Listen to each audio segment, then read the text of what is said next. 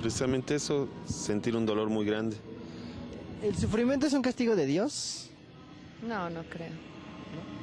Pero el sufrimiento es una forma de acercarse a Dios, ¿qué cree? Bueno, yo no creo que sea un castigo de Dios, ni creo que se necesite sufrir para acercarse a Dios. Se necesita creer en Dios y tenerlo siempre presente para estar cerca de Él. Muchas gracias. ¿Qué es el sufrimiento? Pues es algo indescriptible, en realidad es un sentimiento grave. ¿Tú crees que el sufrimiento es un castigo de Dios? Pues no necesariamente de Dios, pero es provocado por el ser humano.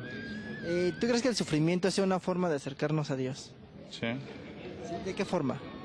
Pues te hace reflexionar en las malas etapas que has tenido en tu vida. Muchas gracias.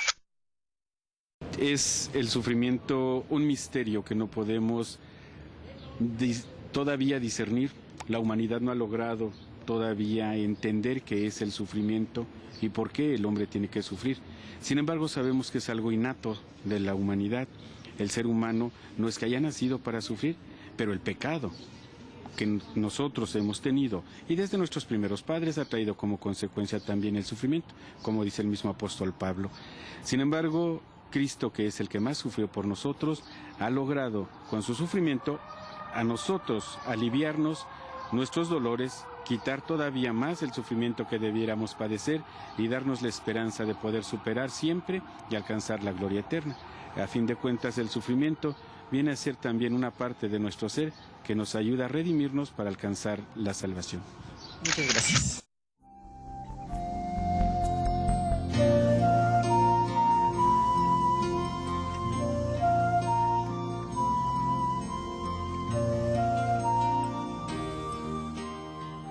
En la vida de todo cristiano, la espiritualidad es cristocéntrica.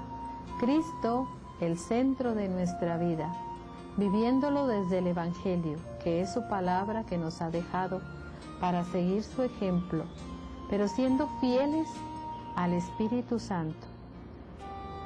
En el hermano visitador debe haber esa espiritualidad bien comprometida, entenderla desde nuestro ser, para poder llegar a motivarse él y motivar al enfermo, para poder dejar en él esa inquietud de querer ser un verdadero y auténtico misionero, desde su lecho, desde su cama, desde su dolor, desde sus sufrimientos, padecimientos, que todo eso lo ofrezca a Dios para que muchos cristianos lleguen al conocimiento de Él. Para esto vamos a presentarles desde todo eso que nosotros tenemos como humanos que somos, que son las fuerzas y debilidades.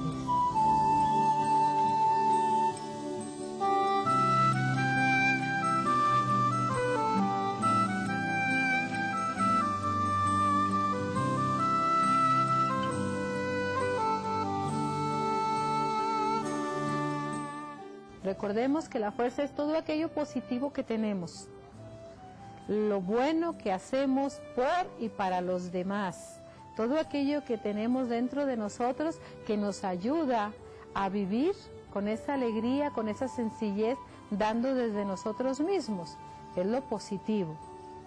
Las debilidades sería todo aquello contrario, lo negativo, nuestra a veces tristeza, nuestro desánimo. Por eso tenemos que ver en nuestra vida cómo anda nuestra balanza, y esto nos ayudará mucho a ver desde este ángulo o desde esta misma balanza para dónde estamos más cargados, hacia la fuerza o hacia lo negativo, que esto nos va a llevar a vivir o a retomar, si estamos más cargados hacia lo débil, hacia lo negativo, pues darle la fuerza con lo positivo para poder ser coherente con nuestra vida y llevar el mensaje a los demás. Algo muy importante, vamos a analizar algunas cuantas fuerzas y algunas debilidades. Una fuerza que nos puede ayudar mucho es el amar a Dios y al prójimo. ¿Cómo amo a Dios? Y a veces lo decimos, te amo un chorro, Diosito. Pero ¿qué tanto amamos al hermano, al que está junto a nosotros? Entonces, Esa es la importancia que debe tener nuestra coherencia de vida. Otra de las fuerzas muy importantes es la oración. Si un visitador no tiene vida de oración, es difícil que lleve el mensaje a los demás. ¿Por qué? Porque nuestra vida se compone de muchos momentos, pero la fuerza nos la da Dios a través de la oración, y de una manera muy especial. La oración primordial del cristiano es la Santa Misa. ¿Qué tanto nosotros frecuentamos la Eucaristía? ¿Qué tanto nosotros hacemos nuestra vida también de oración? En la motivación del Santo Rosario. ¿Qué tanto en esas Aves Marías que nosotros vamos repasando al ir moviendo con nuestros dedos las cuentas del rosario? ¿Qué tanto pedimos por los demás? ¿Qué tanto nos preparamos para después llegar al enfermo? Otra de las fuerzas importantísimas es tener la conciencia de que Dios me hizo un llamado especial. Llegó, no sabemos por dónde, puede ser por un amigo, por alguien que oí que estaba predicando, por un pensamiento me llamó a ser visitador. Entonces, entender ese llamado. Primero que nada, el llamado que recibimos desde nuestro bautismo, el ser verdaderos cristianos. Pero hablando aquí ya de la espiritualidad del visitador, ese llamado que Dios nos hace a ti en persona, a ti individualmente, para que vayas con los demás. Tener comunicación. ¿Qué tanto yo tengo comunicación con el enfermo? ¿Qué tanto sé yo comunicar lo que yo hago, lo que yo vivo, pero qué tanto dejo que él me comunique lo que siente? Tener caridad. ¿Qué tanto amor, qué tanta paciencia por medio de la caridad, qué tanto le doy al enfermo? Ser fuente de fe y esperanza. Recordemos que ahí están las tres virtudes teologales: caridad, fe y esperanza. Pero esa fe que nos lleve a nosotros a dar a los demás ese gozo de decir creo.